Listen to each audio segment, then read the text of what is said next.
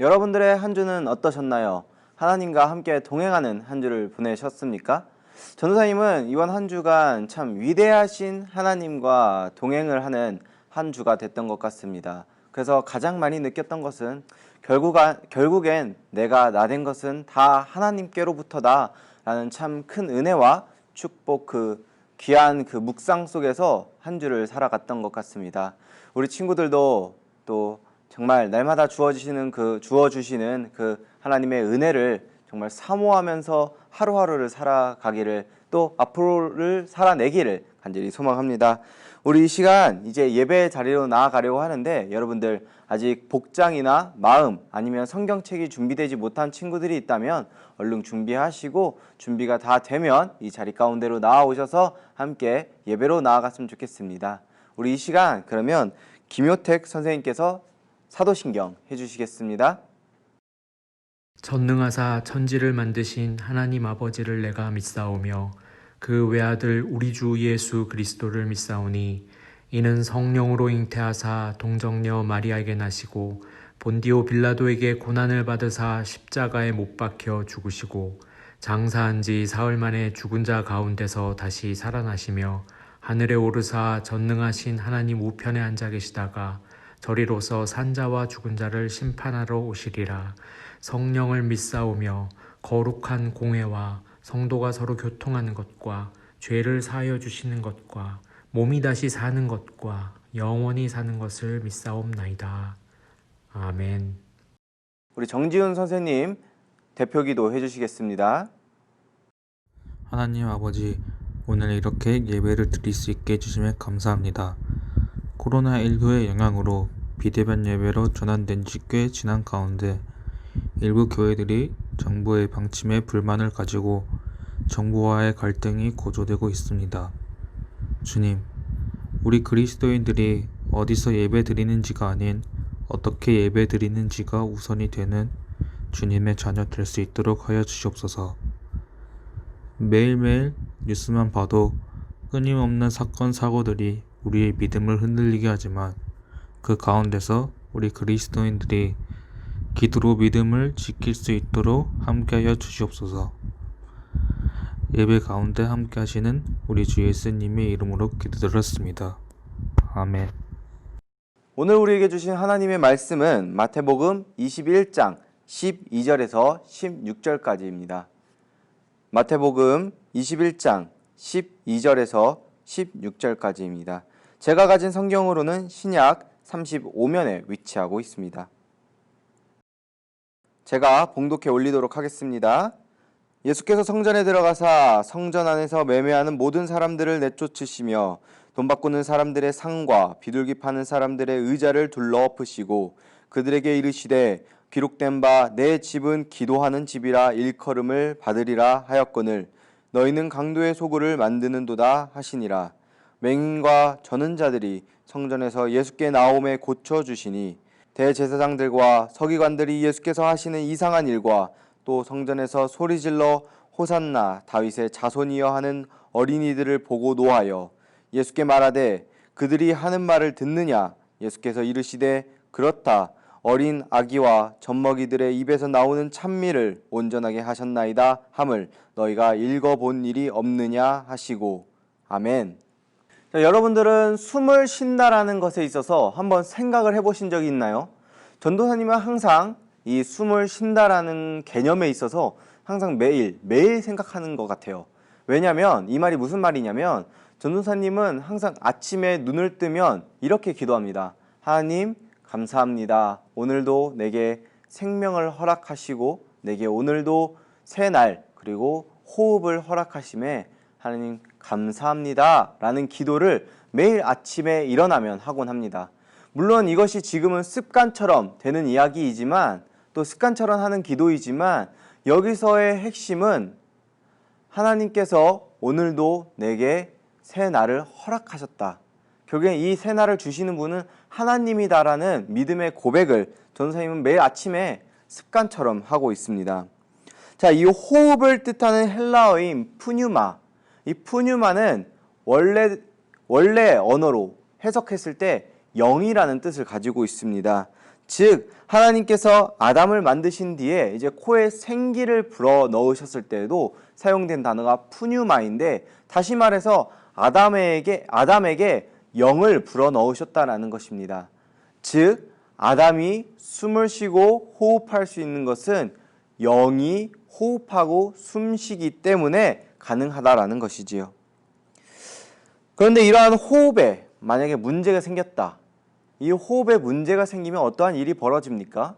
자, 대표적으로는 천식, 이 호흡기에 문제가 생겼을 때 천식을 예로 들 수 있는데, 요즘에는 그거 외에도 참 크나큰 문제를 우리가 하나 더 들 수 있죠. 바로 코로나 바이러스가 지금 호흡기에 문제가 생겼을 때 의심해 볼 수 있는 하나의 그냥 의심, 진단, 이 증상을 볼 수가 있다라는 것이죠. 이처럼 뭐 천식이든 혹은 코로나든 호흡기에 문제가 생기면 그것은 건강에 분명한 차질을 가지고 온다라는 것입니다. 이렇게 호흡기에 문제가 생겼을 때에는 우리가 어떻게 해야 됩니까? 바로 그 즉시 우리는 병원에 가야 되고 진료를 받아야 되고 그에 따른 조치, 즉 치료를 받아야 된다라는 것입니다. 우리는 하루빨리 원인을 찾아서 우리의 건강을 다시 되회복할 수 있도록 나아가야 된다는 것이죠. 마찬가지로 육체적 호흡 외에도 영적 호흡에도 문제가 있을 수 있습니다. 자, 우리가 영적 호흡에 만약에 문제가 생긴다라면 우리는 어떻게 행동하게 될까요? 우리가 영적 호흡에 문제가 생기게 되면 우리는 죄에 굉장히 무감각해진다라는 것이죠. 더 이상 내 죄를 하나님 앞에 고하지 않습니다. 하나님 앞에 더 이상 내 죄가 죄로 보이지 않는 현상이 생기게 되죠. 그러니까 다시 말해서 겉으로는 크리스천인 척하지만, 겉으로는 나 기독교 다녀 라고 말하고 다니지만 실질적으로 그의 삶을 바라보았을 때 뭔가 죄를 고백하는, 죄사함을 위한 기도조차 없는 그냥 형식적인 크리스천에 불과하다라는 것입니다. 그럴 때 우리는 더 이상 그 이중적인 삶, 뭔가 무너진 삶을 살지 않도록, 더 이상 우리가 이러한 삶을 유지하지 아니하도록 하루라도 빨리 원인을 찾고 치료할 수 있어야 된다라는 것입니다. 오늘 말씀은 우리의 유일한 치료 방법인 하나님께 기도의 자리로 나아가는 것에 대하여서 전하고 있습니다. 자, 여러분들은 기도의 사람이십니까? 여러분들은 어떠세요? 기도하는 사람이라고 스스로 생각하십니까? 전도사님도 신앙심이 조금 약해지고 좀 개인적으로 나태해질 때에는 기도의 자리로 쉽게 나아가지 못합니다. 그래서 뭔가 하나님과 점점 멀어지는 것 같아요. 근데 딱히 내 삶을 바라보았을 때는 내 삶에 뭔가 변화되는 건 없어요. 그냥 평소 삶을 살았던 그대로가 그 다음 날에도 그 다음 날에도 그냥 쭉 이어진다라는 거죠. 그런데 기도하지 않는 삶을 살았을 때에는 마음에 굉장히 큰 변화가 생깁니다. 굉장히 죄책감에 시달리게 되고 마음 한켠이 너무나 무겁고 하나님께 기도하지 않는 것이 정말 마음에 큰 찔림으로 다가옵니다. 그래서 내 삶이 정말 무너지고 있구나, 망가지고 있구나를 크게 느끼는 것 같습니다. 기도하지 않는다라는 것은 즉 망가진다라는 거죠. 뭐 딱히 나한테 바뀌는 것이 없어도 자연스럽게 무너져 내려간다라는 것입니다. 그래서 여러분들한테 물어보고 싶어요. 여러분들은 어떻습니까? 여러분들은 날마다 기도의 자리로 나아가는, 정말 무너지지 않은 신앙인의 삶을 여러분들은 살아내고 계신지 한번 물어보고 싶습니다. 오늘로써 벌써 기도에 관련된 설교를 벌써 지금 3차례에 걸쳐서 하고 있습니다. 저저번 주에 이어서 저번 주 그리고 이번 주에 이르기까지 기도에 관련된 설교, 하나님과 대화하는 것, 그리고 대화에서 주어지는 그 기쁨, 그리고 오늘 설교까지 계속해서 기도에 대해서 지금 이야기를 하고 있는데, 여러분들의 삶에 있어서 조금 더 기도로 하나님께 더욱더 나아가는 삶이 되기를, 또 그러한 삶으로 변화되기를 간절히 소망합니다. 오늘의 본문은 예수님께서 예루살렘에 입장하셨고 그 다음 나아가신 곳 성전에 나아갔을 때 벌어지는 일들을 오늘 본문은 기록하고 있습니다. 자, 어떤 상황이 펼쳐지고 있습니까? 12절을 보면 우리는 알 수 있습니다. 12절을 함께 봅시다. 12절입니다. 예수께서 성전에 들어가사 성전 안에서 매매하는 모든 사람들을 내쫓으시며 돈 바꾸는 사람들의 상과 비둘기 파는 사람들의 의자를 둘러 엎으시고. 자, 여러분, 성전은 어떤 곳입니까? 성전은요, 기도하는 곳입니다. 성전은 예배를 위해서, 이 목적이 예배입니다. 하나님께 나아가는 것입니다. 하나님께 나아가기 위하여서 세워진 이 성전에 지금 어떤 일들이 벌어지고 있습니까? 벌어져서는 안 되는 일들이 벌어지고 있다는 거죠. 지금 물건을 파는 상인들이 나왔고요. 돈을 바꿔주는 사람, 또 비둘기를 판매하고 있는 사람들이 나오고 있습니다. 이것이 무엇이냐면 지금 예배를 위해서 모여야 되는 공간에, 이 예배를 위한 공간에 지금 상업적인 요소들이 들어와서 본질을 흐트리고 있다는 것입니다. 자, 여러분, 레위기 1장 14절을 보면 만일 여호와께 드리는 예물의 새 번제이면 산비둘기나 집비둘기 새끼로 예물을 삼을 것이요. 이 비둘기가 제사의 예물로 사용되는 것을 레위기를 통하여서도 봤고 지금 오늘 본문을 통하여서도 봤습니다. 자, 그렇게 생각하면 이렇게 이야기해 볼 수 있을 것 같아요. 아니, 예물에 필요한 예물이면 제사에 필요한 예물이면 그 앞에서 파는 게 뭐가 어때? 편한 거 아니야? 그 자리에서 내가 깜빡하고 두고 왔다라면 그 자리에서 즉시 구매해서 바로 하나님께 나아가는 거 얼마나 귀하고 얼마나 중요한 일이야? 나는 괜찮다고 보는데 라고 이야기할 수 있을 것 같아요. 근데 이들은 비둘기만 파는 게 아니에요. 자, 이와 같은 상황을 요한복음에서도 기록했습니다. 근데 그 중에서 요한복음 2장 14절의 말씀을 보면 이렇게 기록하고 있습니다. 성전 안에서 소와 양과 비둘기 파는 사람들과 돈 바꾸는 사람들이 앉아 있는 것을 보시고. 지금 이 자리에는 비둘기만 판매되는 게 아닙니다. 다른 예물인 소와 양조차도 함께 판매되고 있다는 거죠. 자, 그럼 오히려 더 잘 됐네. 내가 비둘기만 사는 것이 아니라 양도 살 수 있고 소도 살 수 있어. 더 많은 예물을 하나님께 드릴 수 있어. 더 다양한 예물을 하나님께 드릴 수 있어 라고 이야기할 수 있지만 사실 이는 굉장히 잘못된 마인드라는 거죠. 우리가 여러분들 헌금을 준비할 때 어디서부터 준비해서 나옵니까? 보통 전날 혹은 이 예배의 자리로 나오기 직전에 이미 헌금은 내가 준비하여 이 예배당으로 나오죠. 내가 이 예배당에 나와서 급하게 있는 잔돈을 내는 것이 아니라 보통은 준비하여서 나오는데 지금 오늘날의 현실로 지금 이 비유를 해보자면 교회에 왔는데 내가 깜빡하고 헌금을 가지고 나오지 못해서 내 지갑을 보니까 그냥 한 800원 정도 내가 무언가 물건을 사고 남은 그냥 그 800원 정도 700원 정도를 그냥 헌금 바구니에 넣는 것을 지금 비유로 보여줄 수 있을 것 같아요. 이러한 자세는 굉장히 잘못된 자세라는 거죠. 이는 예수님이 보시기에 어땠을까요? 굉장히 말이 안 되는 상황이었다라는 거죠. 자, 예수님께서 이를 보시고 당연히 너 너무 잘했다.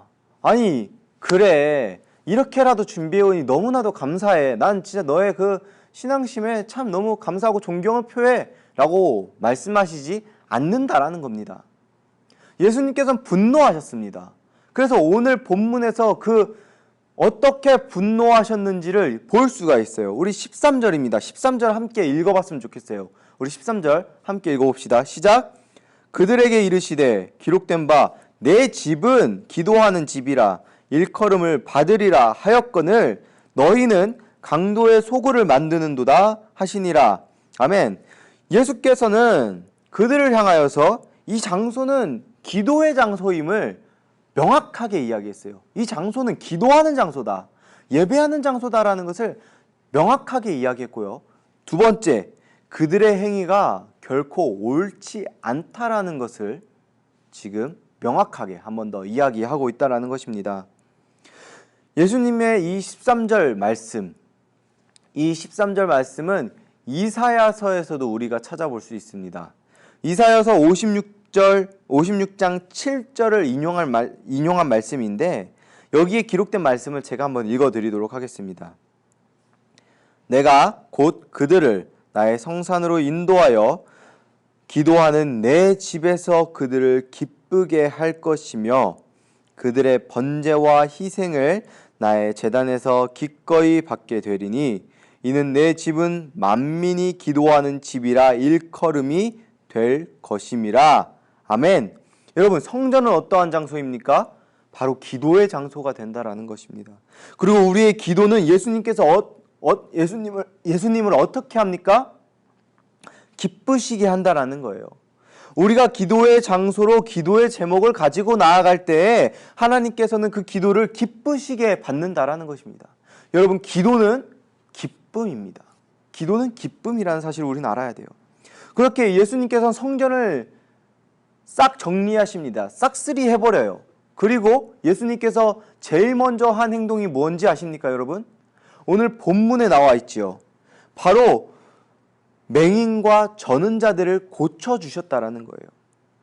성전의 강도의 소굴로 만들던 자들, 돈 바꾸는 자들, 비둘기 파는 자, 소, 양을 파는 자들을 싹 다 정리하신 다음에 예수님께서는 맹인, 눈이 보이지 않는 자들과 다리 저는 자들을 예수님께서 치유해 주셨다라는 거예요.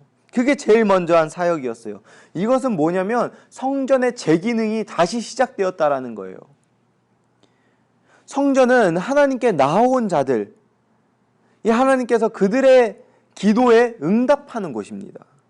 그래서 예수님께서는 자기에게 가장 먼저 나아온 자, 즉 하나님께 제일 먼저 나아간 그 맹인과 저는 자들을 치료해 줄 수밖에 없었다라는 거예요. 그들의 기도에 응답하실 수밖에 없었다라는 거죠. 이러한 모습을 누가 지켜봅니까? 대제사장이 지켜봐요. 그냥 이 대제사장 누구냐면 이 성전을 총괄하는 사람들이에요. 이 총괄하는 사람이 이 예수님의 이 행적을 봅니다. 맹인을 치료하고 저는 자를 치료하는 모습을, 그리고 상인들을 그냥 싹 정리하는 모습을 대제사장이 봐요. 그리고 굉장히 화가 났습니다. 대제사장이 화가 나서 15절을 통하여서 이러한 내용들로 이야기를 해요. 예수님께서 자신이 세워놓은 권위와 그리고 질서를 깨트리는 행위, 그 행위에 있어서 지금 분노한다라는 거죠. 왜? 예수님께서 지금까지 대제사장 자신이 누렸던 그 인기를 예수님이 갑자기 등장하더니 자신의 인기를 다 빼앗아갔기 때문에, 군중의 인기가 갑자기 예수님께로부터 확 치솟아 올랐기 때문에 지금 대제사장은 굉장히 분노했다라는 사실입니다. 하지만 예수님께서는 그들의 분노에 이렇게 답을 하세요. 16절을 우리 함께 마지막으로 읽어봤으면 좋겠어요. 16절입니다. 함께 읽어봅시다. 시작. 예수께서 말하되 그들이 하는 말을 듣느냐? 예수께서 이르시되 그렇다. 어린 아기와 젖 먹이들의 입에서 나오는 찬미를 온전하게 하셨나이다 함을 너희가 읽어본 일이 없느냐 하시고, 예수님께서는 자신이 메시아라는 사실을 증거하며 그들에게 인기를, 그냥 단순히 그 맹인, 저는 자, 그 외에 기도하는 자들로부터 인기를 끌기 위함이 아니라 정말 이 땅에 내 자신이 내가 구원자로 이 땅에 왔다, 인기가 아니라 나는 너희를 구원하기 위하여서 온 메시아다라는 것을 좀 증거하기 위해서 이 16절과 같은 이야기를 하고 있다라는 거죠. 이 땅에 우리를 위해 오신 메시아 예수 그리스도가 기쁨 가운데 거하실 방법이 여러분 무엇입니까? 그것을 오늘 본문은 우리에게 이렇게 전달하고 있습니다. 그것은 바로 기도입니다. 기도만이 하나님을, 예수님을 기쁘게 할 수 있다라는 사실을 우리는 기억해야만 합니다. 한 이야기를 끝으로 오늘의 설교를 마무리하려고 합니다. 독일의 유명한 화가인 알브레히트 듀러라는 독일인들이 가장 자랑스럽게 여기는 이 화가 중 한 명이 있습니다. 그의 작품은 1420여 작품 정도가 있는데 그중 가장 대표적인 작품이라고 손꼽을 수 있는 것이 바로 기도하는 손, 화가이라는 작품입니다.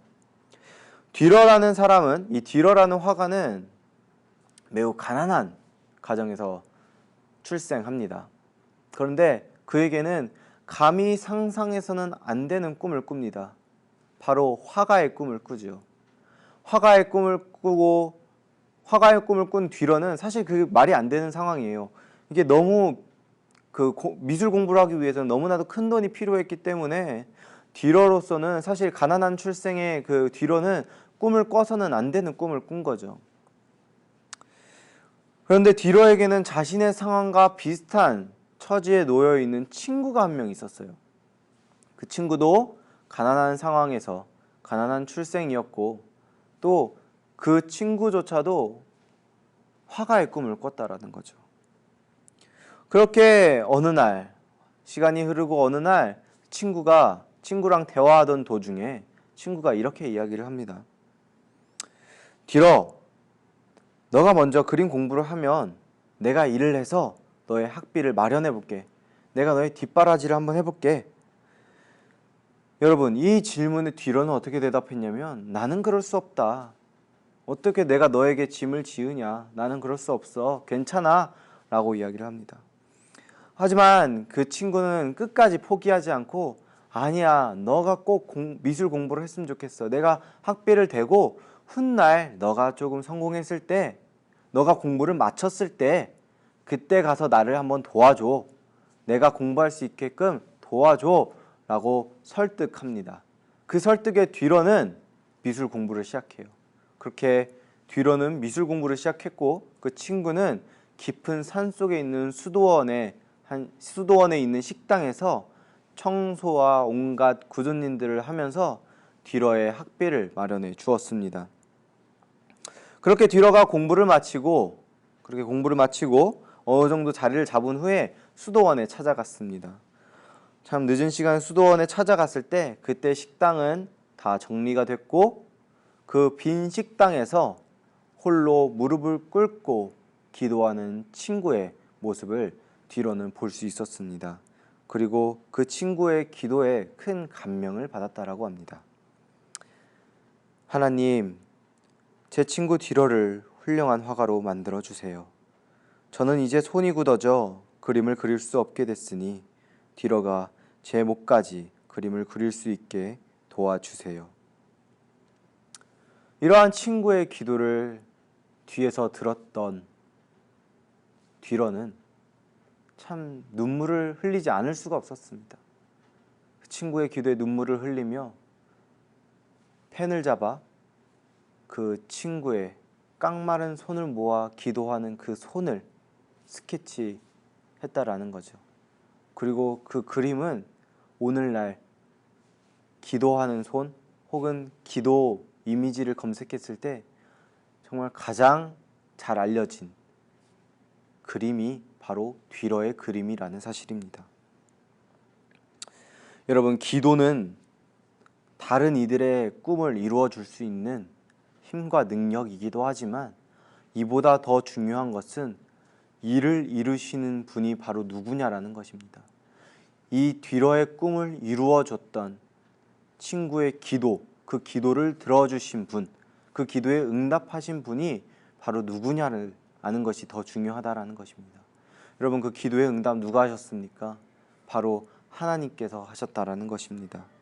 기도의 능력은 오직 예수 그리스도로부터 나온다라는 사실입니다. 그리고 하나님께서는 기도의 자리로 나오는 자들을 반드시 반겨주시고 뿐만 아니라 그들의 기도에 정말 기쁨으로 응답하신다라는 사실을 우리는 정말 기억하고 명심하고 또 우리 또한 기도의 자리로 나아갈 수 있어야 됩니다. 간절히 바라옵기로는 우리 모든 친구들이 기도하는 자로서 하나님의 기쁨이 되기를 간절히 소망합니다. 그래서 여러분, 한 주간 기도의 제단을 쌓으며 여러분들의 입술로 기도의 기쁨이 있었다고 고백하는 자들이 되기를 간절히 소망합니다. 우리 시간 오늘 들은 말씀을 가지고 함께 기도하기를 원합니다. 우리 시간 주님, 우리가 이제는 기도의 자리로 나아가겠습니다. 주님, 우리의 기도를 주님께서 기뻐 받아주시며 주님, 우리의 기도에 주님 기쁨으로 응답하여 주시옵소서 하는 마음을 가지고 이 시간 통성으로 또 우리 각자 묵상하는 마음으로 기도함으로 나아가도록 하겠습니다. 우리 기도하겠습니다.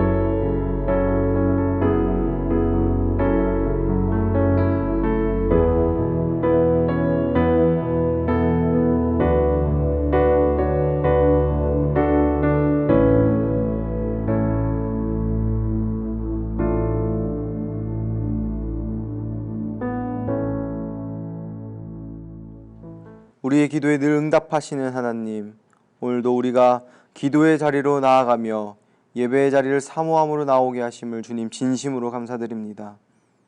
한 주간 우리가 주님 앞에 지은 죄 전부 고아오니 주여 우리를 용서하여 주시옵고 주님과 영적 호흡함에 문제가 생기지 아니하도록 주여 인도하여 주시옵소서. 사랑의 주님, 우리가 날마다 주님께 기도하는 일로 항상 주님을 기쁨 가운데 거하시도록 또 기도하지 않는 죄를 범하지 아니하도록 주여 인도하여 주시옵소서. 우리의 삶에 늘 주님과 동행하는 기쁨과 대화의 기쁨과 응답의 기쁨이 치솟게 하여 주시옵소서.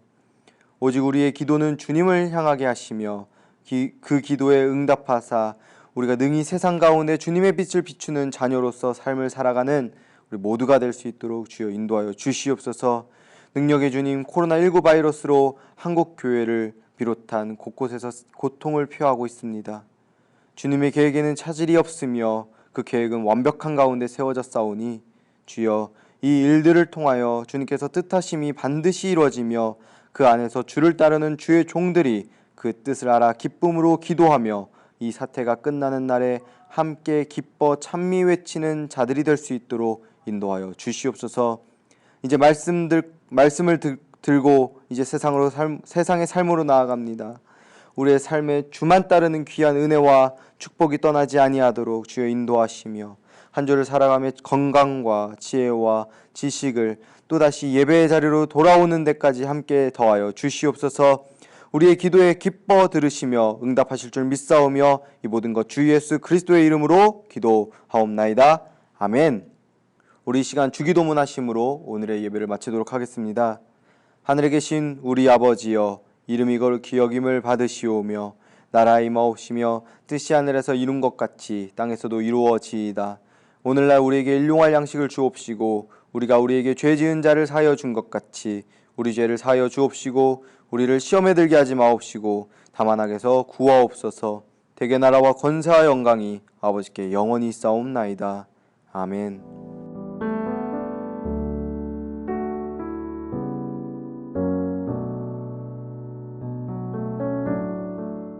자, 여러분 이제 광고 시간입니다. 자, 첫 번째 광고는 다른 광고에 앞서서 제가 첫 번째 여러분 두 번째 먹방 영상 크라운 성도 영상이 올라갔습니다. 그래서 여러분들 죽전 안디옥 교회 청소년부가 아니라 이 조강원이라는 이름의 지금 채널에 여러분들의 두 번째 먹방 영상이 올라가 있으니까 여러분들 이번 주 수요일 날 업로드될 예정입니다. 그래서 여러분들 수요일 날 이렇게 또 보시고 댓글 달아서 여러분들 상품 받아가셨으면 좋겠습니다. 자, 첫 번째 광고 시작해 볼게요. 자, 잠원 필사 3차 제출이 이번 달 9월부터 10월 달까지 두 달간 진행됩니다. 그래서 여러분들 아직 작성 못한 친구들은 작성하셔서 꼭 뭐 이렇게 만나서 주셔도 되고요. 아니면 영상으로 보내주셔도 참으로 감사하겠습니다. 지난 2차 제출 때 선물한 친구들에게도 제가 직접 선물하도록 하겠습니다. 자, 두 번째 광고는 바로 9월과 10월 큐티책입니다. 자, 9월과 10월 큐티책이 준비되어 있으니까요. 여러분들 필요하신 분들은 전도사님 혹은 각 반의 선생님들께 연락 주시면 1,000원에 판매하도록 하겠습니다. 직접 배달할 수 있으니까요. 여러분들 부담 없이 알려주시면 감사할 것 같아요.